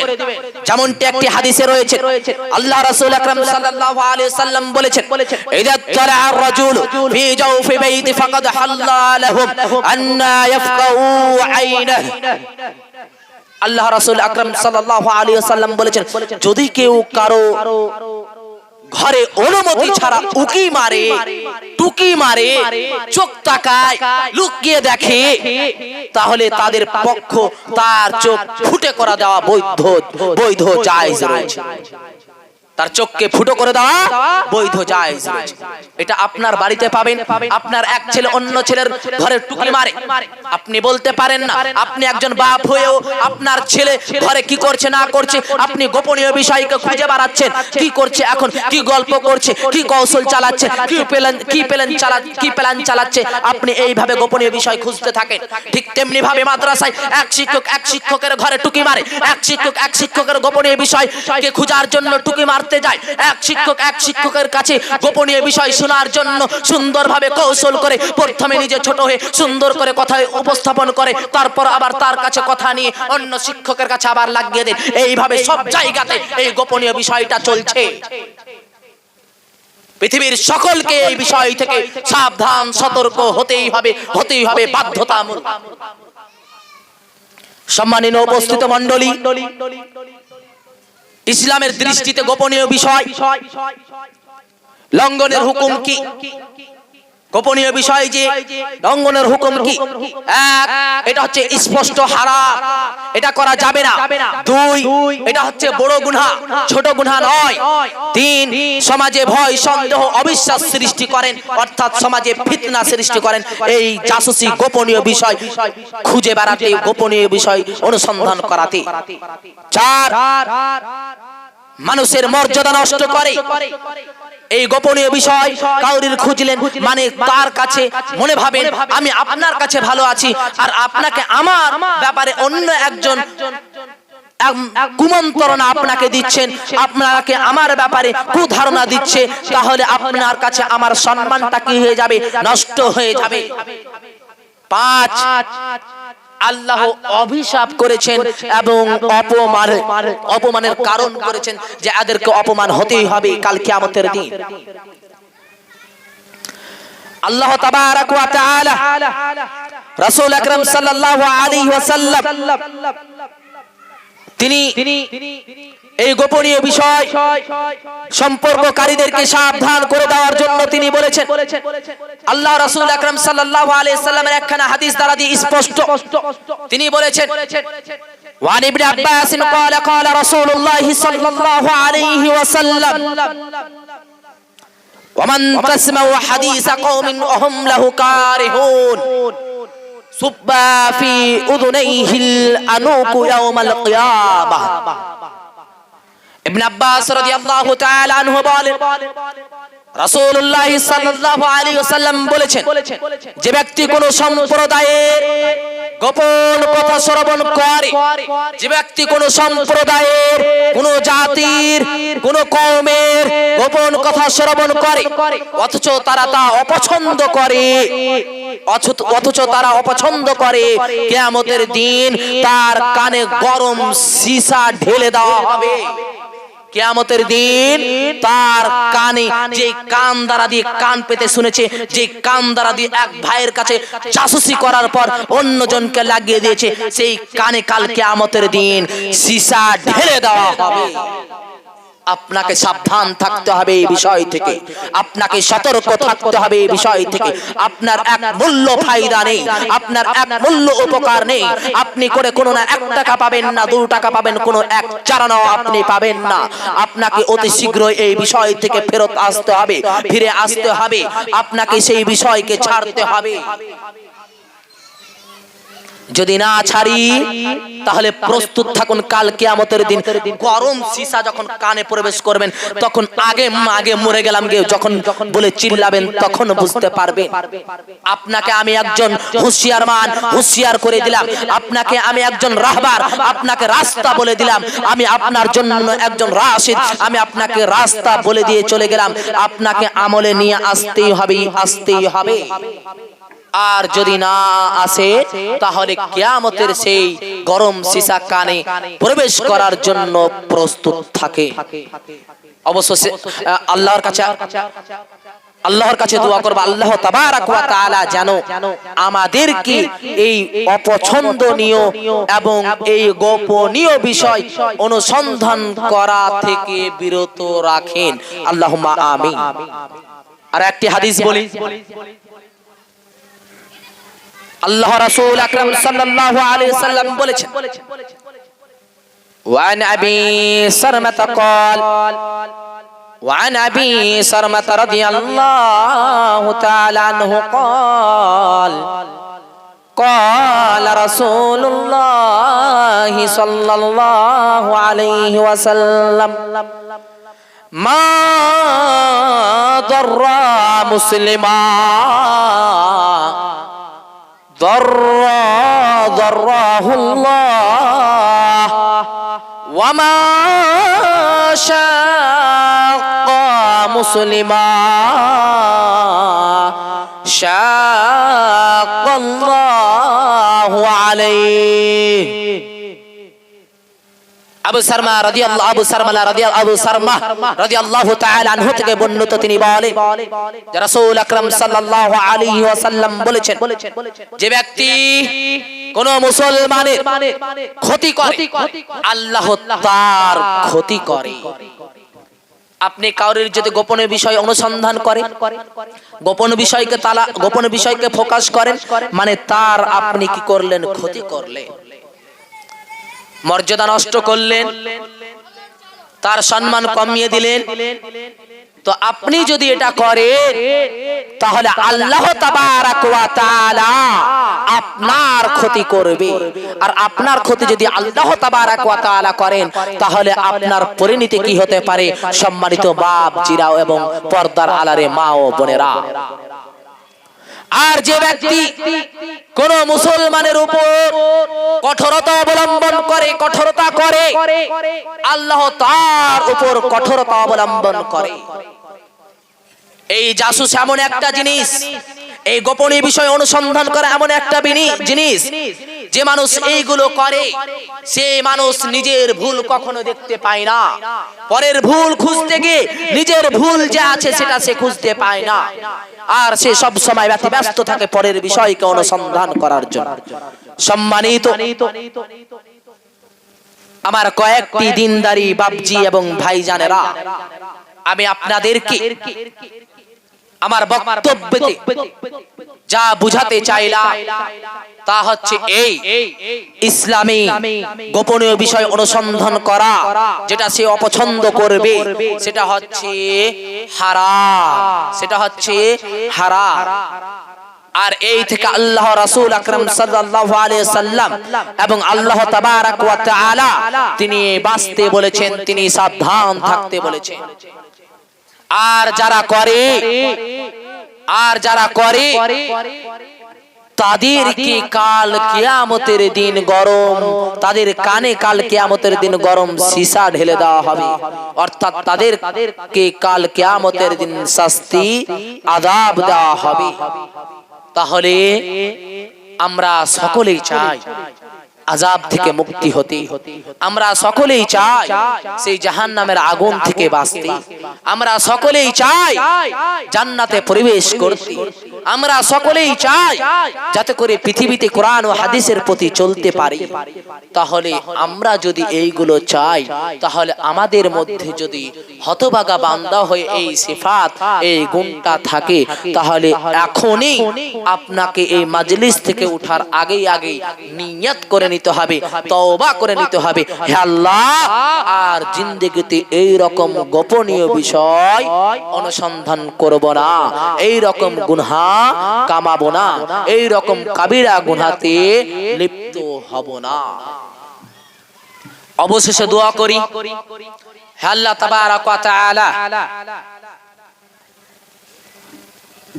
যেসব মা ও বোনেরা এবং ভাই ও বাপজিরা এবং যার কানে আমার বক্তব্যের বিষয় গিয়েছেন, যার কানে আমার এই বক্তব্যের বিষয় গিয়েছেন, আপনি তাদেরকে গোপনীয় বিষয় অনুসন্ধান করা থেকে বিরত রাখুন। আল্লাহুম্মা আমিন। হে আল্লাহ তাবারাক ওয়া তাআলা আমাদেরকে সঠিক বিষয়ের প্রতি, সঠিক দিনের প্রতি আমাদেরকে চলার তৌফিক দান করান। আল্লাহুম্মা আমিন। হে আল্লাহ তাবারাক ওয়া তাআলা সমাজে এই গোপনীয় বিষয়টা ছুড়ে গিয়েছে, লুটিয়ে পড়েছে, সেই বিষয় থেকে মানুষদেরকে সাবধান করার তৌফিক, সাবধান হওয়ার তৌফিক দান করেন আল্লাহুম্মা আমিন। হে আল্লাহ তাবারাক ওয়া তাআলা, আমি একজন অধম বান্দা, আমি মানুষকে উপদেশ দিলাম, আমি যত বললাম তার থেকে অধিক অধিক যেন আমি নিজে বিরত থাকতে পারি, আমি নিজে যেন এই গুনাহ না কামাই, আমি নিজে যেন ওই কাল কিয়ামতের দিন আমার কানে জাহান্নাম, আমার কানে গরম সীসা যেন না ঢালা হয়। হে আল্লাহ তাবারাক ওয়া তাআলা, এই কুকর্ম থেকে আমাকে বিরত রাখুন। হে আল্লাহ তাবারাক ওয়া তাআলা, এই কুকাজ থেকে আমাকে বিরত রাখুন এবং জান্নাতি আমল করার তৌফিক দান করান। আল্লাহুম্মা আমিন। ওয়া মা তৌফিক ইল্লা বিল্লাহ ওয়া আখির দাওয়ানা আনিল হামদুলিল্লাহি রাব্বিল আলামিন। আসসালামু আলাইকুম ওয়া রাহমাতুল্লাহি ওয়া বারাকাতুহু।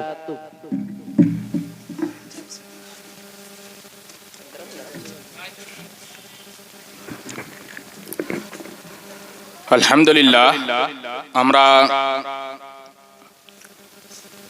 কোরআন এবং হাদিস থেকে খুব সুন্দর আলোচনা শ্রবণ করছিলাম। তো এ পর্যায়ে আমরা একটি জাগরণী শুনে নেব। মাদ্রাসা সালাফিয়া ঘোড়ারাশির ছাত্র সারফারাজ মন্ডল। আসসালামু আলাইকুম ওয়া রাহমাতুল্লাহি ওয়া বারাকাতুহু। ও ও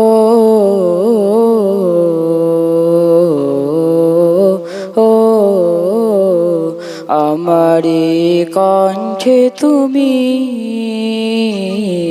তোমারি বাণী তুলেছ, বুকের রাজে তুমি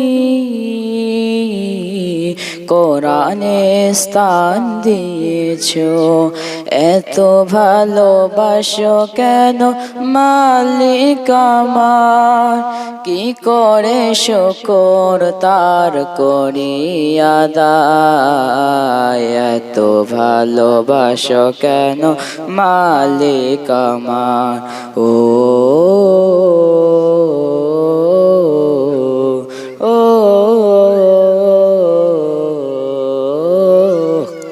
হৃদয়ার পথে পথে জীবন যখন চলতে আমায় তুমি করো কবুল। হৃদয়ার পথে পথে জীবন যখন চলতে আমায় তুমি করো কবুল। তৌফিকে তোমায় নিয়ামত বেসমাজ, তৌফিকে তোমায় নিয়ামত বেসমাজ। বেনয়ে পড়ে মন সিজদা,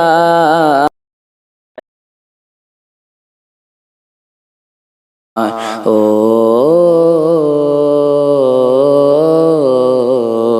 ও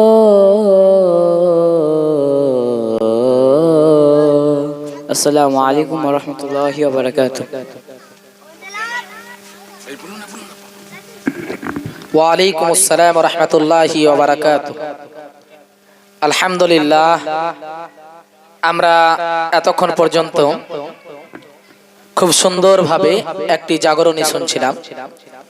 এরপরে আপনাদের সম্মুখে সুরের ভান্ডার, তরুণ বক্তা, সুযোগ্য আলেমে দিন, মাদ্রাসা সালাফিয়া ঘোড়ারাশি, নাম তিনার সাদ্দাম হোসেন, শেখ সাদ্দাম হোসেন রহমানী সাহেব উপস্থিত।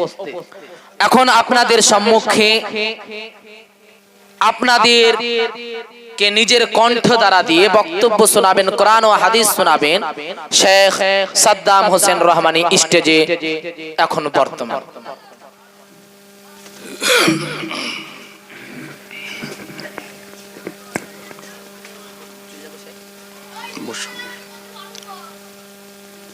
আসসালামু আলাইকুম ওয়া রাহমাতুল্লাহি ওয়া বারাকাতুহু। ইন্নাল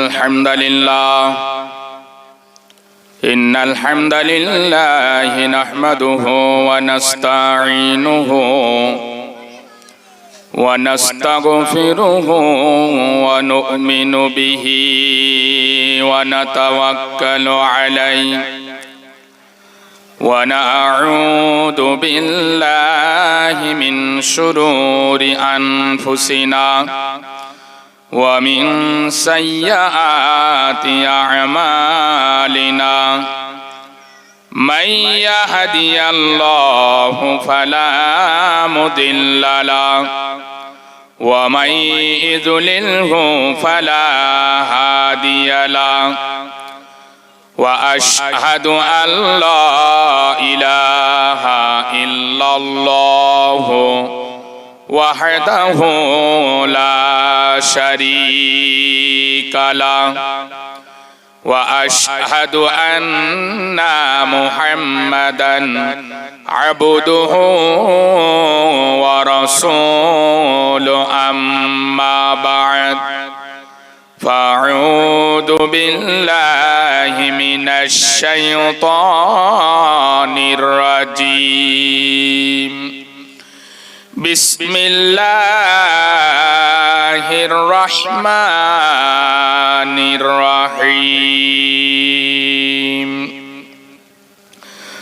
واعبدوا الله ولا تشركوا به شيئا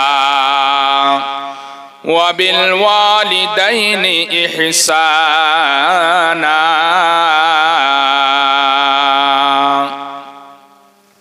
إلى الآخر الآية মা আমিনার কোলে ওই কে বসে রে দোলে দোলা দোলে মুখেতে হাসি রে মা আমিনার কোলে ওই কে বসে রে দোলে দোলা দোলে মুখেতে হাসি রে আব্বা তোমার বেঁচে রলে আনন্দিতা দিতাম কোলে তোমার আব্বার কবশে মা ওই যাই না ভোলারে তোমার আব্বার কবশে মা ওই যাই না ভোলারে দোলে দোলা দোলে মুখেতে হাসি রে আব্বা তোমার বেঁচে রলে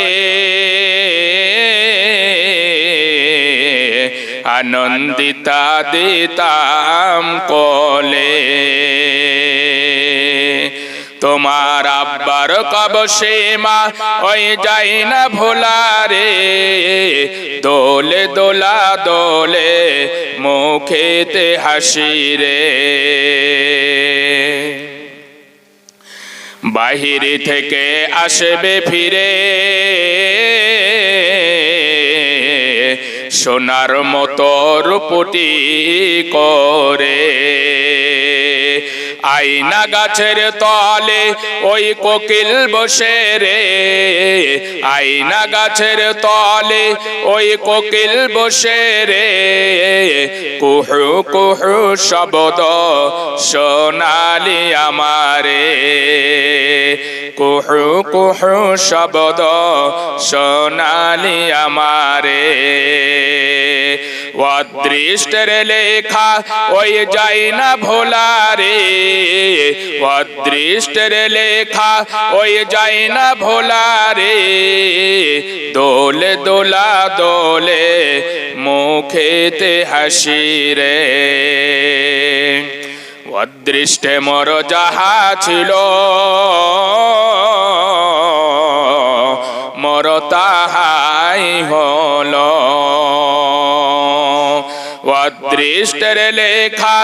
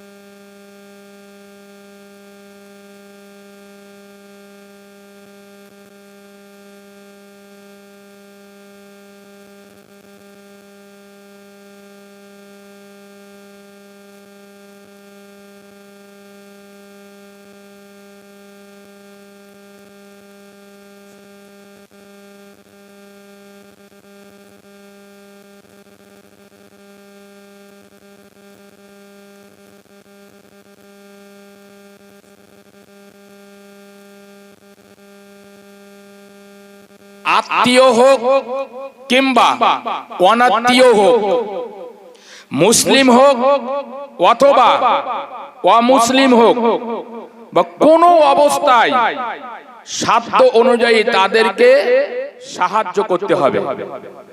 আমার কথা বুঝতে পেরেছেন? ভালো করে আবার একবার স্মরণে নেন।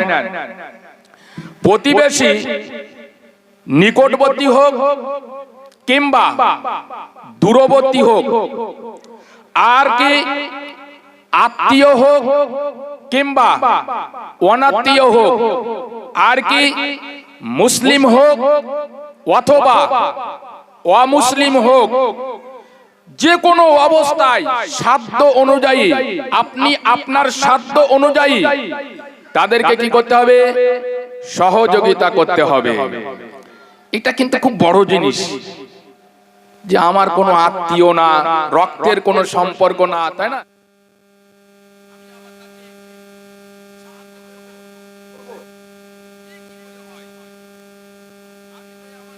আত্মীয়দেরকে তাই সাহায্য করি না, আর দূরবর্তী আত্মীয়দের আবার সাহায্য করব, পাড়া প্রতিবেশীকে সাহায্য করব, তাই না? এটা হয়তো কি বলেন নাকি বর্তমান যুগে এটা চলছে না? হচ্ছে। কিন্তু এই যে আমরা এগুলো করি, আমরা শুনলাম কি যে অমুসলিম পর্যন্ত হলেও তাদেরকে কি সাহায্য সহযোগিতা করতে হবে। আরো কি তাদের খবরাখবর নেওয়া জরুরি, তাদের খবরাখবর নেওয়াটাও জরুরি। কোন অবস্থায় তারা বসবাস করছে, আজকে দিনটা কিভাবে তারা কাটিয়েছে, এটাও খবরাখবর নেওয়া জরুরি। কিন্তু আমরা নেই, খবরাখবর নেই। আমরা নিজে বাঁচলি, তাই কিভাবে বাঁচবো সেই চিন্তা। আমরা লোকের খবর নেবো কিভাবে, নাকি নিজের হাড়িতে কিভাবে হাড়িটা জ্বলবে সেই চিন্তা করি। আবার লোকের হাড়ি জ্বলবে কি না জ্বলবে ওই চিন্তা আবার মাথায় নেবো। এক চিন্তা তাই মাথায় নিতে পারছি না, আর এক চিন্তা মাথায় নেবো কিভাবে, কি বলেন, তাই না? এক জ্বালায় মরতেছে, আর এক জ্বালা আবার আসছে। এটাই তো মানুষ। আজ আমরা এই কিছু কারণে আমরা মানুষ কিন্তু শেষ হয়ে যাচ্ছে। আমরা মানুষ এই কিছু বুদ্ধি, এরকম অশোভনীয় বুদ্ধি কারণে আজ আমরা মানুষ কিন্তু একেবারে রসাতলে চলে যাচ্ছে। আর কি যারা প্রতিবেশীকে কষ্ট দেয়, ভালো করে শুনুন, যারা প্রতিবেশীকে কষ্ট দেয় তারা জান্নাত পাবে? জান্নাত পাবে না। তাহলে যারা প্রতিবেশীকে কষ্ট দেয় তারা কি জান্নাত পাবে না? তো ভাই, যারা আমরা এখানে বসে আছি, আমরা কি চাই ভাই ও বাপজিরা আমার যে আমরা আমাদের প্রতিবেশীকে কষ্ট দিব? যদি মনে করেন যে কষ্ট দেব, তাহলে শুনে রেখে দেন, আল্লাহর নবী জনাবে মুহাম্মদুর রাসূলুল্লাহ সাল্লাল্লাহু আলাইহি ওয়াসাল্লাম তিনি বলেছেন, তাহলে তোমরা শুনে রাখো, তোমাদের জন্য জান্নাতকে হারাম করে দেওয়া হয়েছে। আজ যে দিবা রাত্রে এই ঠান্ডার সময় আমি আপনি আল্লাহর ইবাদত করতে লাগে, ইবাদতে মগ্ন হয়ে থাকি, এই ইবাদতটা যদি বিফলে হয়ে যায়, নষ্ট হয়ে যায়, তাহলে এবারে বলুন ওই জান্নাত আমি আপনি পাবো কিনা? ওই জান্নাত আমার আপনার কপালে জুটবে না। কারণ শুধু একটা ছোট্ট একটা জিনিস, প্রতিবেশীকে কষ্ট দেওয়া, এই প্রতিবেশীকে যদি কষ্ট দেয়, এই প্রতিবেশীকে কষ্ট দেওয়ার ফলে ওই জান্নাত কিন্তু আমার থেকে হারাম হয়ে যাবে। আমি নামাজি, আমি 5 ওয়াক্ত সালাত আদায় করি, আমি হজ করেছি, আমি সিয়াম পালন করেছি, আমি সব কিছু ইসলামের রুকুন আহকামকে মেনে চলছি, কিন্তু আমি আমার আত্মীয়তার বন্ধনকে ছিন্ন করেছি, আমি আমার মায়ের সঙ্গে সম্পর্ক ছিন্ন করেছি, আমি আমার জন্মদাতা পিতার সঙ্গে সম্পর্ক ছিন্ন করেছি, আমি আমার পাড়া প্রতিবেশী নয়, আমি আমার ভাইয়ের সঙ্গে সম্পর্ক ছিন্ন করেছি। আজ এই ছিন্ন করার কারণে আমি হজ করি না কেন, আমি যতই সালাত আদায় করি না কেন, আমি এই ঠান্ডা রাত্রিতে তাহাজ্জুদের সালাত আদায় করি না কেন, তবু আমার কপালে জান্নাত হবে না, জান্নাত হবে না। তাহলে দেখুন তো আজ কি হচ্ছে বলুন তো দুনিয়ায়। আমি একটা আয়াত পড়েছি, পরে আয়াতটার তরজমা করব। আজ দুনিয়ায় কি না হচ্ছে, তাই না? হ্যাঁ, আজকে সম্পদ নিজের ভাইয়ের সম্পদ দিচ্ছে না, তাই না? কি বলেন? এত বিঘে সম্পদ আমার হাতে আছে, আমি বড়, আর এই সম্পদ আমার এই দুটো ভাই বা তিনটে ভাই বা চারটে ভাই তাদের মধ্যে বিলি করতে হবে, আবার দুটো আমার বোন আছে তাদেরকেও দিতে হবে। আমি তো খেটে খাবিয়ে তাদেরকে বাপ মারা যাওয়ার পরে হয়তো তাদেরকে দেখভাল করেছি বা লালন পালন করেছি, বড় করেছি, তাহলে আর আমার কি হলো, তাই না? আজ মানুষ আরো একটা কারণে মানুষ শেষ হয়ে যাচ্ছে যে আমার কি হলো, আমার কি হলো। এই শব্দটাও একটা, কিন্তু আবার যদি খুবই বিশ্লেষণ করা হয়, খুবই চিন্তা ভাবনা করা হয়, এই শব্দটা কিন্তু কম বড় নয়, অনেক বড়, যে আমার কি হলো। এই আমার শব্দ করতে করতে ও এমন একটা ফাঁদে পড়ে গেছে, ওই জায়গা জমি আর দিতে চাই না, 1 বিঘা হলু নিজের কোলে রাখতে চাই, নাকি হয়তো, বা 10 কাঠা হলু সে নিজের কোলে রাখতে চাই। কেন বলেন তো? ছোট্ট থেকে আমি এদেরকে, আমার বাপ মারা যাওয়ার পরে এদেরকে লালন পালন করেছি, আমি নিজে শিক্ষা অর্জন করিনি, এদেরকে সব করেছি, তা আমি কিছু নেবো না? এটাই তো নিচ্ছে তারপরেও হক মারছে, তারপরেও আবার হক মেরে দিচ্ছে। এদের উপায় কি হবে রে ভাই? ওই একটাই, জান্নাত, তাই না? জান্নাত যাব, আমাদের তো একটুকুই আশা যে জান্নাত যাব। জান্নাত কত সহজ নয়। জান্নাত জিনিসটা আমাদের কপালে শেষ পর্যন্ত জুটবে কিনা ভাগ্যে, এটা আমরা অনুভব করতে পারবো ইনশাআল্লাহ, বা পাচ্ছি। আসুন তারপরে এই ব্যাপারে রাসূলুল্লাহ সাল্লাল্লাহু আলাইহি ওয়াসাল্লাম তিনি কসম করে বলেছেন, শপথ করে বলেছেন, কি বলেছেন?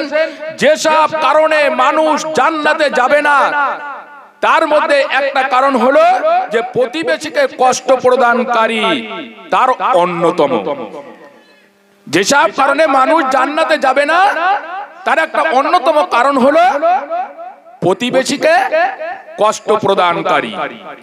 এ ব্যাপারে আল্লাহ রাব্বুল আলামিন বলছেন, বিসমিল্লাহির রহমানির রহিম, ওয়া'বুদুল্লাহা ওয়া লা তুশরিকু বিহি শাইয়্যা ওয়া বিল ওয়ালিদাইনি ইহসানা ওয়া বিযিল কুরবা ওয়াল ইয়াতামা ওয়াল মাসাকিনি ওয়াল জারি জিল কুরবা ওয়াল জারি জিল জুনুবি ওয়াস সাহিবি।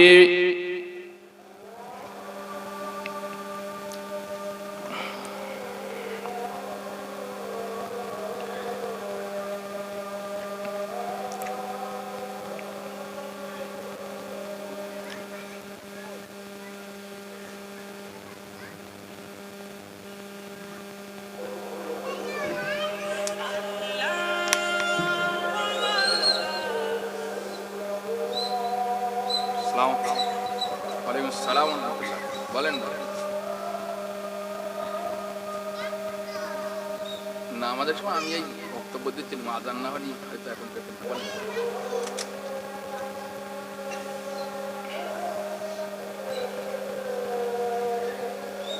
সামনে সপ্তাহে ইনশাআল্লাহ।